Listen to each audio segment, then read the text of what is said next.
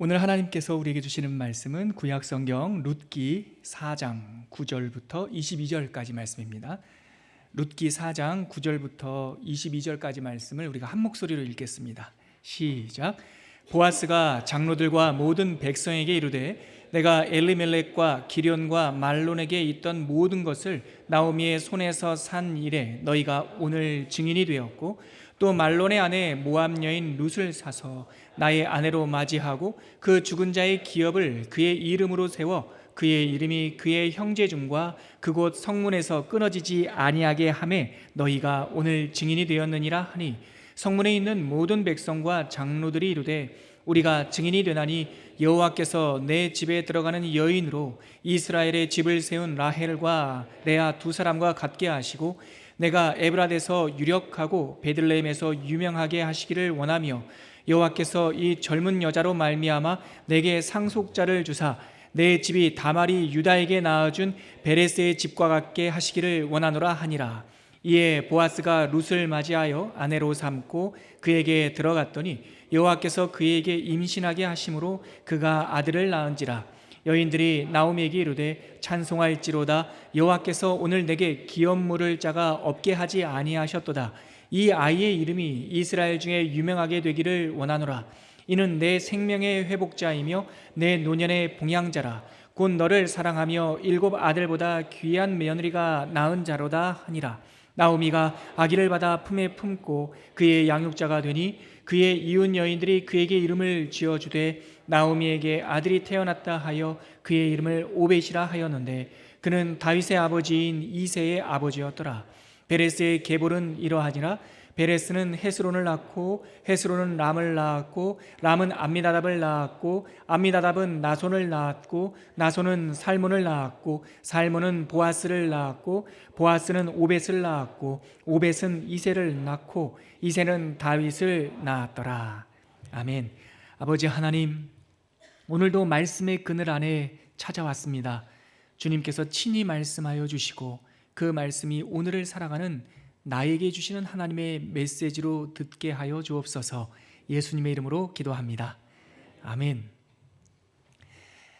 좋기 3000년은 넘은 이 룻기 이야기가 하나님을 믿는 구원받은 우리들에게 중요한 까닭은 이 이야기가 비범한 이야기이기 때문이 아닙니다. 오히려 평범함 때문에 이 룻기 이야기는 우리들에게 매우 중요합니다. 성경에는 많은 영웅들이 있고 극적인 사건, 즉 기적들도 많습니다.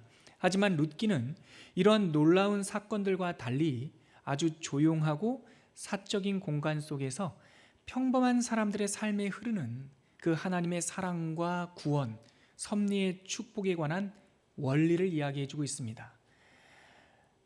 마태복음 17장에 보면 예수님께서 그의 제자 베드로, 야고보, 요한을 데리고 어떤 산에 올라가시는데, 그곳에서 예수님의 얼굴이 광채가 나며 얼굴빛이 변하는 모습을 봤어요. 너무나 황홀했던지 베드로는 주님, 이곳에 초막을 3개 지어 예수님과 모세와 엘리야와 함께 살지요. 그때 주님께서는 그들에게 그 본래의 모습으로 다시 나타나셔서 내려가자 하고 산 아래로 내려왔죠. 산 위에서는 영광스러운 하나님의 기적이 있었지만 산 아래에서는 나머지 제자들이 귀신 들린 어린아이의 병과 씨름하는 장면, 그 병을 고치지 못하는 장면이 나와 있지 않습니까?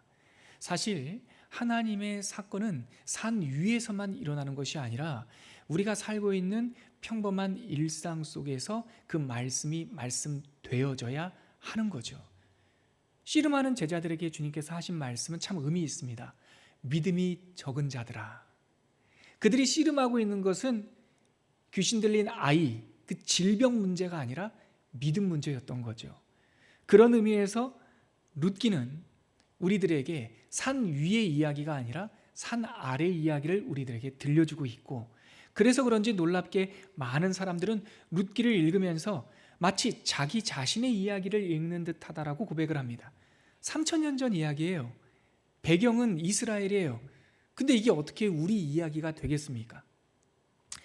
룻기는 우리가 겪는 많은 이야기들이 이 속에 담겨 있기 때문에, 비범한 사람의 이야기가 아니라 평범한 사람들의 이야기이기 때문에 우리가 이 이야기를 읽을 때마다 나의 이야기로 읽는 거죠.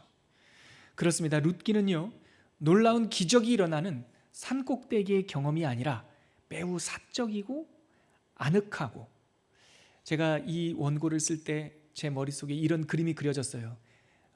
조그마한 시골 농가에 굴뚝에서 저녁 짓는 연기가 모락모락 오르는, 그 안에 누가 있는지도 모르지만 우리의 평범한 일상의 삶과 같은 이 룻기의 이야기를 통해서 특별하지도 않고 보이지도 않는, 보잘것도 없는 그들의 삶이 한 조각조각이 모이다 보니 그 속에 하나님의 은총과 임재의 이야기가 있다는 것을 발견하게 되는 거죠.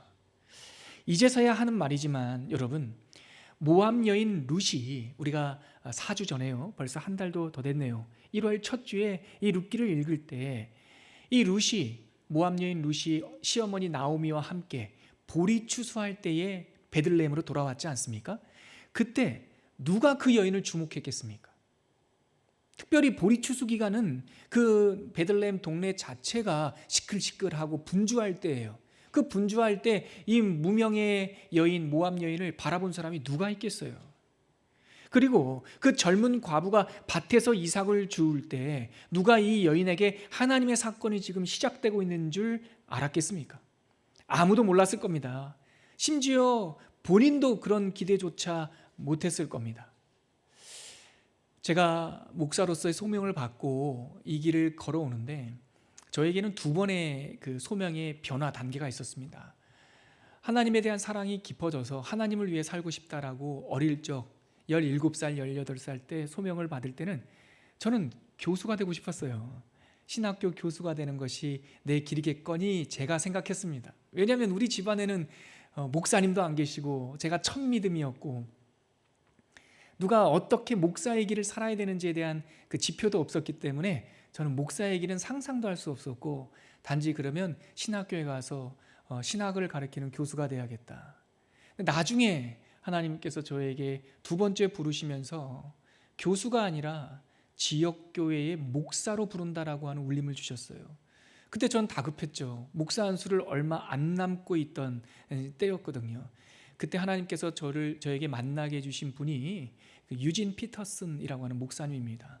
제가 여러 존경하고 사랑하는 목사님들이 계시지만 박 목사님, 김 목사님, 뭐 누구 목사님 이렇게 대부분 부르는데, 제가 대화 중에 목사님이요 이렇게 말하면 수식어 없이 그냥 더 패스터 이렇게 얘기하면 그분은 유진 피터슨 목사님입니다. 그분이 여러 가지 책을 썼고 그분의 별명은 목사들의 목사라고 하는 별명이고, 물론 저에게도 노병긴 목사의 목사로 취임시켰습니다. 제가. 그래서 저의 목사님입니다.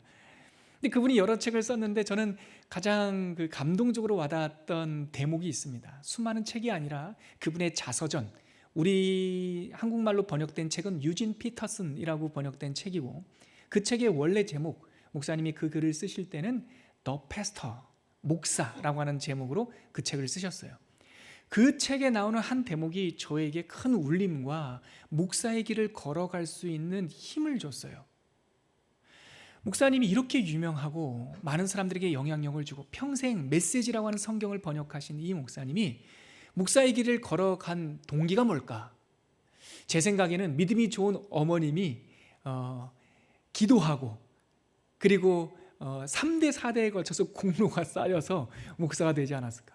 흔히 또 우리가 생각할 때는 이분은 어렸을 때부터 비범하여 초등학교 5학년, 6학년 때 목사가 되기로 사명을 받지 않았을까? 뭐 그런 짐작을 하게 되죠. 유명한 사람들의 뒤 이야기에는 무슨 신화와 같은 영담이 있지 않습니까? 근데 그분의 자서전을 읽다가 제가 놀란 게, 왜 목사가 되었나? 이분이 뉴욕에서 신학을 할 때였는데 먹고 살 길이 없어서, 이런 대목이 있는 거예요.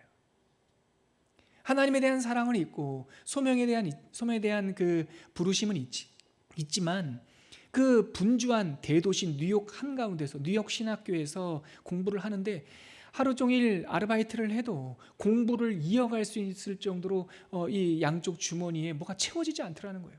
그때 들어온 소식이 한 교회에서, 뉴욕 맨하튼에 있는 한 교회에서 체육 담당 주일학교 교사가 필요하다.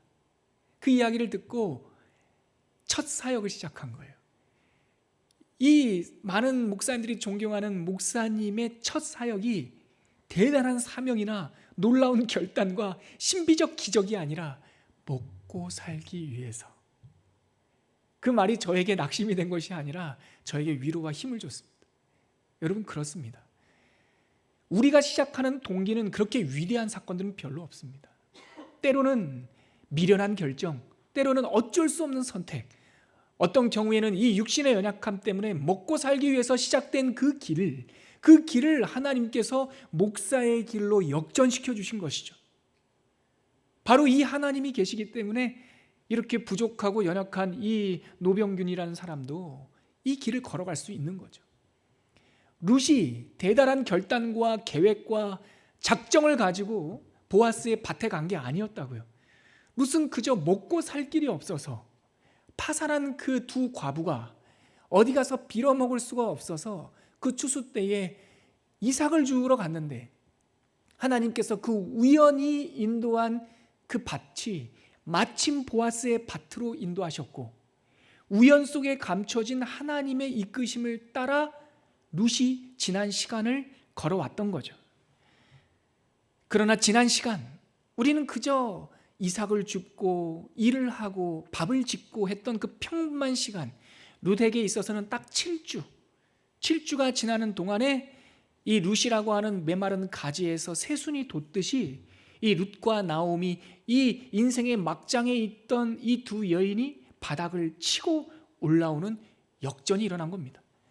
룻기는 이 역전 드라마를 통해서 결국 구원 이야기를 하고 있는 거예요. 우연이라는 말로 감춰진 하나님의 구원 이야기, 우리의 인생의 작은 파편 조각과 같은 이 퍼즐들, 이 조각만 보면 깨진 것 같고, 이 조각만 보면 아무런 의미가 없어 보이지만 이 깨진 조각과 조각 같은 이 조각들, 내용들을 퍼즐로 사용하시는 하나님의 섭리 속에서 룻기라고 하는 하나님의 구원의 이야기가 드러나는 거죠. 이제 우리는 그 룻기의 마지막 이야기, 결론 부분을 만났습니다.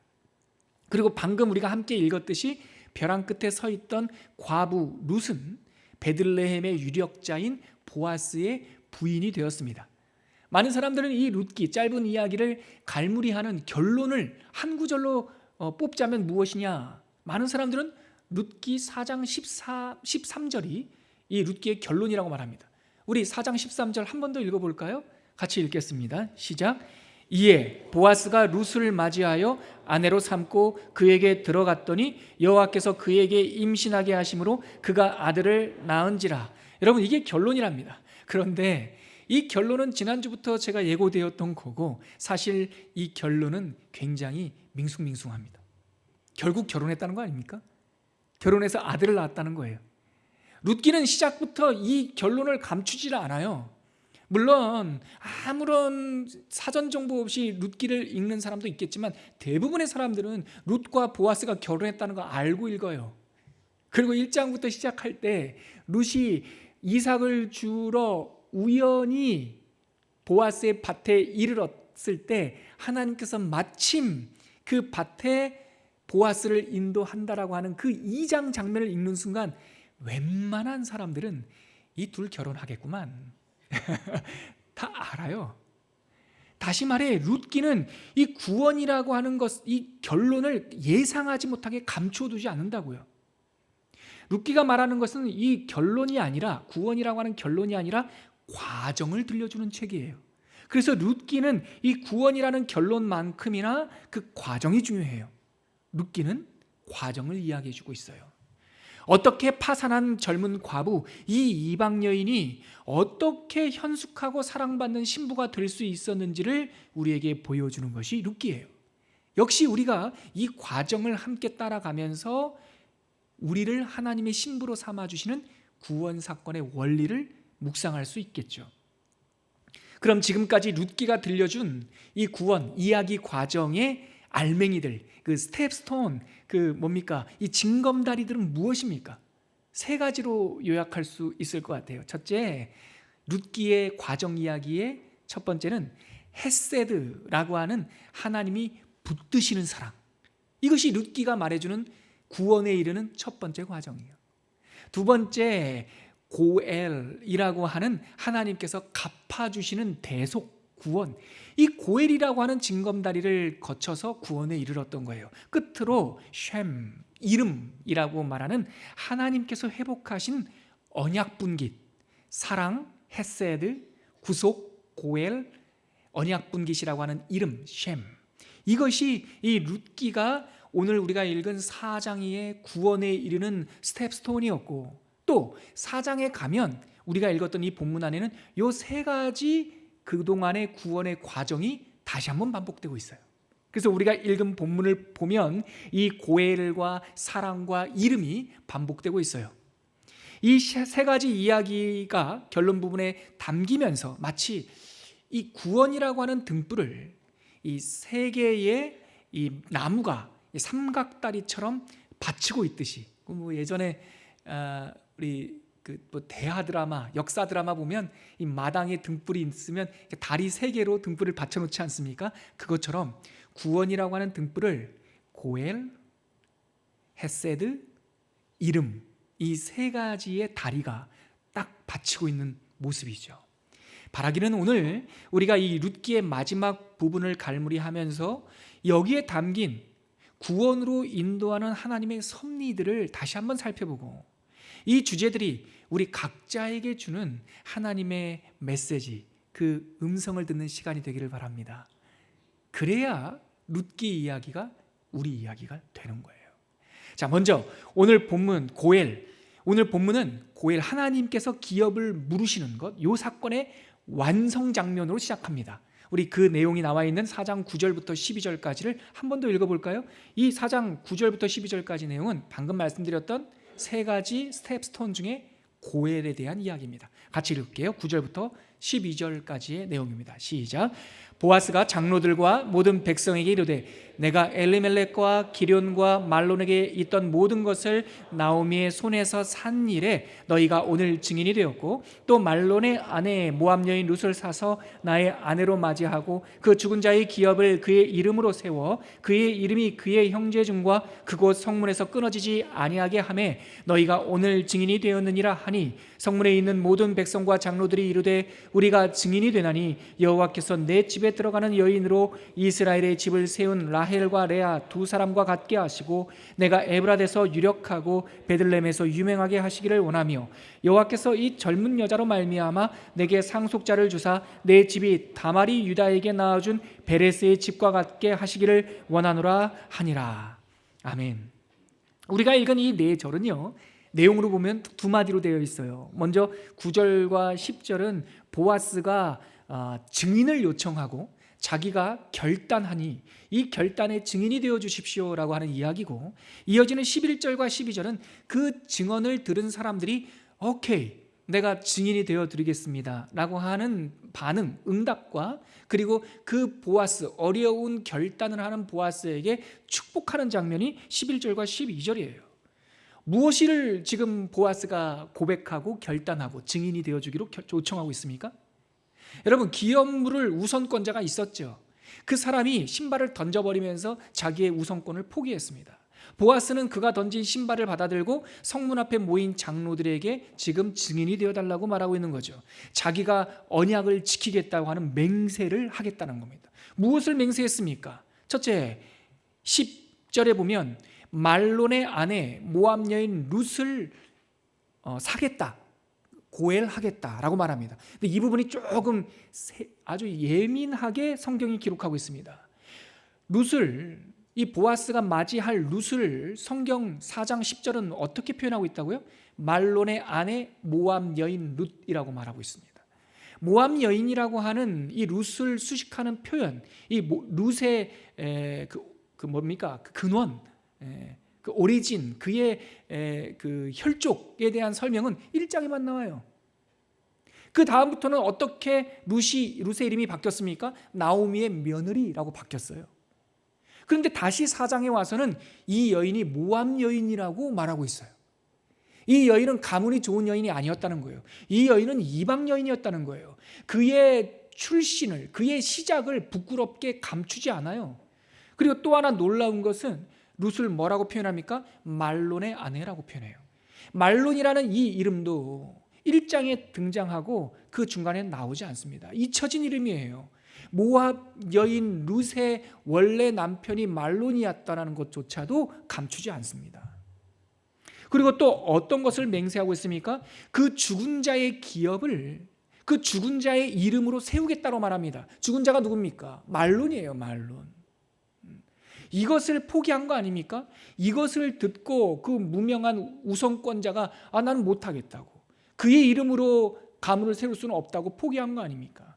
그런데 4장에 들어와서 다시 그 죽은 자의 이름이 회복되고 있죠. 셋째, 뭘 또 맹세하고 있습니까? 그의 이름이 엘리멜렉과 말론, 기럨, 세상을 떠난 그 죽은 자들의 이름이 그 형제들의 가운데서 끊어지지 아니하고 그 성읍, 성문, 그들의 분깃된 땅에서 없어지지 않도록 내가 지키겠습니다 라고 맹세하고 있는 거죠. 지금 보아스는 고엘, 권리와 책임을 맹세하고 있는 거예요. 그래서 하나님의 구원 사건, 이 룻기의 결론은 하나님의 그 고엘 사건의 완성으로 마무리, 결론이 시작하고 있는 거죠. 고엘은 구원으로 인도하는 하나님의 첫 번째 섭리입니다. 이것이 굉장히 중요해요. 우리가 어떻게 구원을 받았습니까? 우리는 하나님께서 고엘해 주셔서 구원을 받게 된 거예요. 우리의 공로나 우리의 결단이 아니에요. 하나님께서 갚아주셨단 말이죠. 우리가 첫 시간에 나눈 표현을 빌리자면 하나님의 구원은 인생의 막장, 벼랑 끝에 서 있는 우리 모든 사람들에게 그 빛을 갚아주시는 하나님의 대속 사건, 그것이 고엘이죠. 구원이란 본질상 고엘 사건이에요. 하나님이 우리의 죄값을 모두 갚아주고 덮으신 은혜가 바로 구원인 거죠. 보아스는 지금 그 고엘의 상징적인 인물로 등장하고 있는 겁니다. 고엘이 왜 특별한 섭리일까요? 왜 고엘이 은혜일까요? 왜냐하면 고엘이라고 하는 것은 이 하나님의 갚아주심, 대속이라고 하는 것에는 이 세상과 전혀 다른 계산법이 존재하기 때문에 그래요.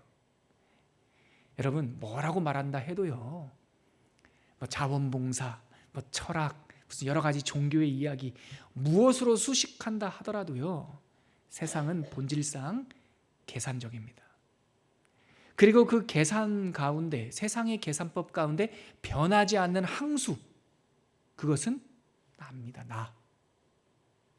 세상은 나를 사랑하는 사람을 사랑하고 내 수준에 맞는 사람과 교제하고 나에게 이익이 되는가에 따라 결정합니다. 이 세상의 계산법을 상징하는 사람이 그 무명의 사람이에요. 그 아무개라는 사람이에요. 그 사람은 고엘의 우선권자였죠. 하지만 자신에게 유익이 되지도 않고 오히려 피해가 될 줄 알고 고엘을 받지 않아요. 자신의 손해가 되기 때문에 그렇다는 거죠. 우리도 이 종종 아무개처럼 생각하고 판단하고 저울질할 때가 너무나 많죠. 우리가 무슨 일을 할 때 이 일이 나에게 무슨 유익이 있을까? 이 일이 나를 만족시켜 줄까? 이것은 나에게 재미를 줄 수 있는 일인가? 이 일을 하면 나에게 손해가 되진 않을까? 우리도 이런 나를 위한 계산법에 함몰되어서 어쩌면 하나님을 철저히 배제할 때가 많죠. 그러다 보니까 나 자신도 나만 생각하는 계산적인 사람이 되어서 2 더하기 2은 몇이에요? 4. 이 계산법만 내세우다가 자기 자신이 어떤 복을 놓쳤는지도 모르는 그 아무개 같은 삶을 살 때가 많죠. 여러분, 세상의 계산법은 2 더하기 2는 4죠. 근데 뭐가 문제인 줄 아세요? 내가 2가 아니라는 게 문제예요. 우리가 결코 2가 아니란 말이에요.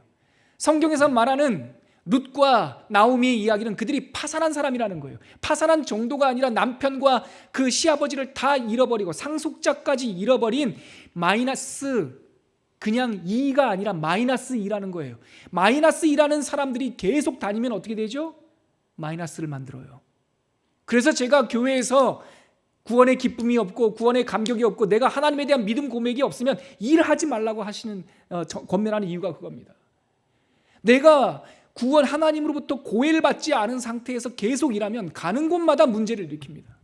고해를 받지 않은 사람들이 교회 건물을 지으면 그 교회 건물이 하나님을 모욕하고요.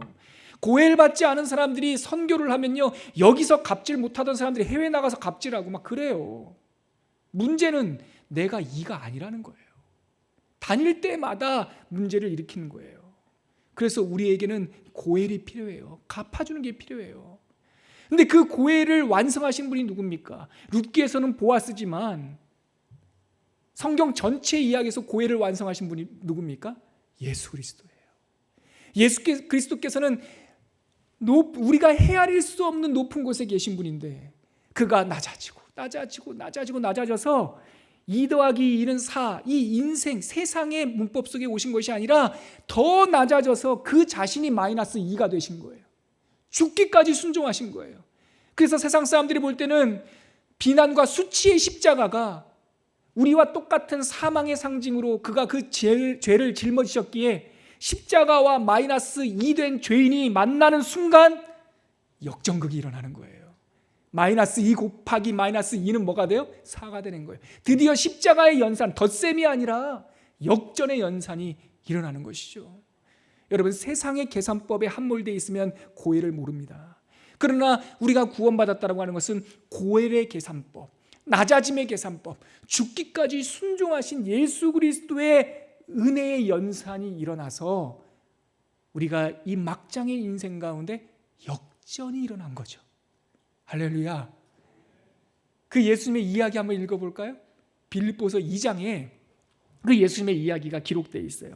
빌립보서 2장 5절부터 11절인데 우리가 길어 보이지만 중요한 말씀이니까 우리가 다 찾아서 한번 읽어보죠. 신약성경 제성경으로는 319쪽에 있는 빌립보서 2장 5절부터 11절까지 말씀입니다. 우리에게 찾아오신 그 고헬의 완성자 예수 그리스도의 이야기가 여기에 담겨 있습니다. 같이 읽겠습니다. 시작.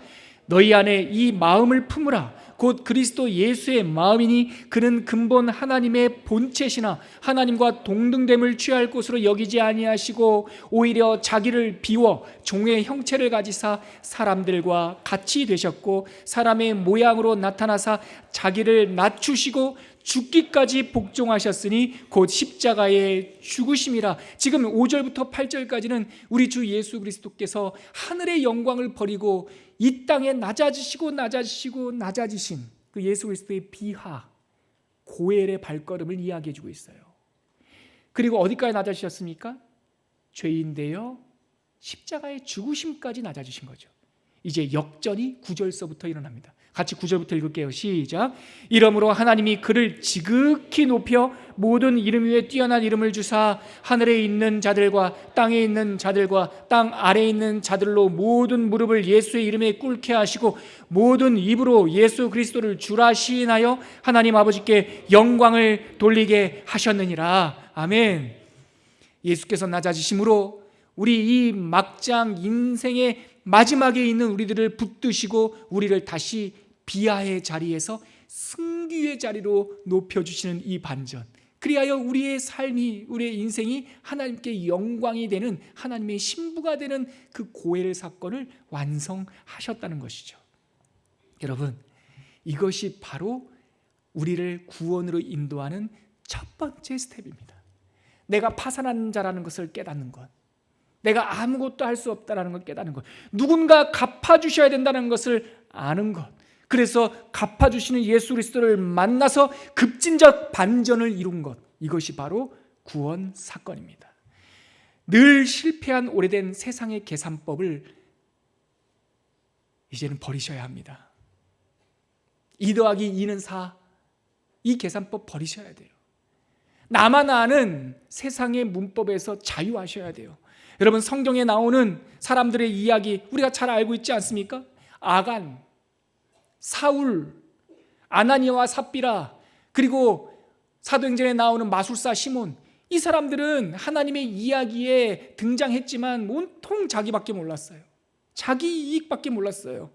그래서 하나님께서 주신 선물도, 하나님께서 맡기신 사역도, 심지어 하나님께서 맡기신 왕의 자리도 자신의 이익만 바라보니 파산하고 만 것이죠. 심지어 사도행전 8장에 나오는 8장 20절에 나오는 그 마술사 시몬, 베드로의 제자가 되는 것 같지 않았습니까? 자기가 따랐던 모든 그 우상을 버리고 베드로의 예수의 제자가 된다고 했어요. 그러나 결국은 성령을 돈으로 살려고 했지 않습니까? 내가 이 물질을 줄 테니 성령을 소유하고 싶다고 말했을 때 베드로가 그 시몬에게 했던 말을 기억하셔야 합니다. 내 은과 함께 망하리라. 내 은과 함께 망하리라. 여러분, 보아스는 돈으로 살 수 있는 게 아니에요. 룻은 돈으로 치장해서 신부가 된 게 아니에요. 갚아주시는 고엘의 은혜 때문에 하나님의 신부가 되었던 거죠. 그것이 바로 구원의 본질입니다. 여러분, 고엘의 개성법에 눈을 뜨시는 은혜가 있기를 바랍니다. 고엘의 완성자가 누구라고요? 예수 그리스도. 우리는 예수 그리스도를 배워야 돼요. 방금 읽었던 빌립보서 2장 5절에서 11절까지 말씀처럼 예수 그리스도의 비하와 승규의 원리가 우리의 삶의 방식이 되어야 하고, 그러므로 구원받은 사람들은 이제 나밖에 모르는 나의 문법에서 벗어나서 하나님의 영광을 위해 사는 믿음의 삶, 공적 삶의 첫걸음을 띄셔야 하는 겁니다. 이어서 두 번째, 구원으로 인도하는 두 번째 그 스텝스톤, 그 징검다리가 무엇이었습니까? 헤세드라는 거예요. 사랑. 결국 이 구원으로 인도하는 그 과정 속에서 하나님의 헤세드가 있었던 거예요. 근데 여러분, 헤세드는요, 나와 어떤 사람이 서로 주고받는 감정의 교류가 아닙니다. 성경에서 말하는 이 헤세드의 사랑은 수평적인 감정의 교류가 아니라 위에서 붙들어 주시는 사랑이에요. 내가 붙든 게 아니에요. 우리는 못 붙들어요. 우리의 인생에는 믿음의 손가락이 없거든요. 조막손처럼 아무것도 할 수 없어요. 남 치는 것밖에 못해요. 우리의 구원받기 전에 손은. 근데 이 조막손과 같은 무능력한 우리의 손을 주님께서 잡아주셨단 말이죠. 이게 헤세드예요. 일방적으로 붙드시는 사랑. 그러면 하나님께서 우리를 잡으시면 우리 가운데 어떤 헤세드의 향기가 일어날까요? 우리가 읽었던 본문으로 다시 가시죠. 룻기 4장에 가면 룻기 4장 15절에 헤세드의 열매가 기록되어 있습니다. 룻기 4장 15절, 우리 한 번 더 읽겠습니다. 시작. 이는 내 생명의 회복자이며 내 노년의 봉양자라. 곧 너를 사랑하며 7 아들보다 귀한 내 며느리가 낳은 자로다 하니라. 여러분, 보아스와 룻이 결혼했어요. 결혼할 수 없는 사람이 결혼했어요. 그게 끝이 아니라고요. 룻기는 그가 신부로 맞이하고 신랑으로 맞이하여 아들을 낳았다라고 하는 열매를 보여줘요. 근데 그 아들을 낳았다라는 것을 우리 룻기 4장 15절은 뭐라고 표현하냐면 내 생명의 회복자라고 표현해요. 헤세드의 열매가 바로 이겁니다. 생명을 회복하는 열매입니다. 여러분, 우리가 구원받고 공적 삶, 제자의 삶을 산다라는 뜻이 무엇입니까? 교회를 건물을 짓는 거요? 교회가 돈이 많아져서 유명한 사람이 되는 거요? 우리 교회가 세상에서 이 방송도 나가고 저 방송도 나가고 그래가지고 유명한 스타 목사, 셀럽 교회가 되는 것이 헤세드의 열매입니까? 아니요. 그게 아니라는 거죠. 이거는 온통 세상의 문법이고요. 하나님의 사랑을 받은 헤세드를 입은 초원교회라면 어떤 열매가 임해야 되냐면 생명을 살리는 열매가 있어야 되는 거예요. 우리는 작고 우리는 보잘것 없어도 우리가 살아가는 그 삶의 여정 속에서 생명이 살아나야 돼요. 사람이 살아나야 돼요. 초원교회라고 하는 이름은 10년, 20년 후에 없어진다 하더라도 생명이 살아남아야 돼요. 노병균 목사가 목회해서 추장이 되는 게 목표가 아니란 말이죠. 생명이 살아야 돼요. 하나님의 교회가 다 그래야 된단 말이죠. 생명을 살리려면 누가 먼저 살아야 됩니까? 우리가 살아야 돼요. 내가 살아야 돼요. 그러므로 어찌됐든 우리 교회는, 이 땅에 있는 하나님의 교회는 건물 짓고 유명해지고 영향력 있고 정치적인 영향력을 행사하는 것이 아니라 생명 살리는 일에 우리가 헤세드를 흘려 보내야 한다는 거죠. 너무 감사한 이야기가 많죠. 지난주에도 제가 우리 교역자들과 함께 연합수련회가 있어서 거제도 갔다가 저희 고향과 같은 부산을 잠깐 들렸다 왔는데, 저녁에 저랑 같이 목회하지 않았던 다른 교회 권사님 부부가 식당에 오셔서 우리 목회자들에게 식사를 대접해요. 같은 교회에 있지 않았어요. 그분은 120년 된 교회의 안수집사와 권사예요. 그런데 뭘 한 줄 아세요? 말씀 듣고, 우리 초원교회 말씀 듣고 매일 저 읽어드리는 성경 통독하다가 그 120년 된 교회, 그 오래된 전통교회에 여러 개의 통독반이 생겼다는 거예요. 학교 선생님인데 학교에도 통독반이 생겼어요. 자기가 살고 있는 아파트에도 통독반이 생겼어요. 그런데 같은 교인이 아닌 그 권사님 입에서 나온 말이 기가 막혀요. 같이 살지 않는단 말이죠. 밥 먹으면서 툭 나오는 말이 뭔지 아십니까? 목사님, 어쨌든 생명 살려야 되지 않겠습니까? 여러분, 우리를 하나로 교회되게 하신 영은 한 분이셔서 우리가 본질에 뿌리 내리고 본질을 붙잡으면 거리가 얼마나 떨어져 있든지 하나님의 사랑으로 한 교회 되는 거예요. 이것이 성도의 교통이에요. 이 연수교회에 있는 이 작은 변두리에 어쩌면 무명의 교회에, 여러분 제가 들어보니까 뉴욕에서 헌금을 보낸답니다. 뉴욕에서 우리 사무실로 전화가 왔어요. 뉴욕에 사는 한 권사님, 이민교회 권사님이 말씀 듣고 성경 통독 음원 듣다가 그 은혜가 참 사무쳐서 할 건 없고 교회 계좌번호 알려주시면 헌금을 보내겠다는 거예요. 뭡니까 도대체 이게? 이런 일들이 어떻게 일어납니까? 우리만 내 거, 내 교회, 인천, 우리 안 되는 거죠. 헤세드는 사람 살리기 위하여 흘러가는 하나님께서 붙드시는 사랑이지 헤세드입니다. 여러분들의 삶에 이러한 열매가 있기를 바랍니다. 여러분들의 가정이 살아나길 바랍니다. 여러분들 개인이 살아나길 바랍니다. 여러분들이 가 있는 직장이 생명 살리는 터전이 되기를 바라고, 여러분들의 지역이 여러분들 때문에 생명 냄새 나는 은혜가 있기를 주의 이름으로 축원합니다. 마지막, 이 룻기가 우리들에게 전해주는 구원으로 가는 세 번째 그 징검다리가 무엇입니까? 이름이라는 거예요. 이 이름이 뭡니까? 하나님께서 우리에게 주신 언약의 분깃이에요. 분깃. 우리 각자들에게는 하나님께서 크리스찬, 하나님의 제자, 작은 예수라고 하는 이름을 주셨단 말이죠. 그것은 종교적인 명찰이 아니란 말이죠.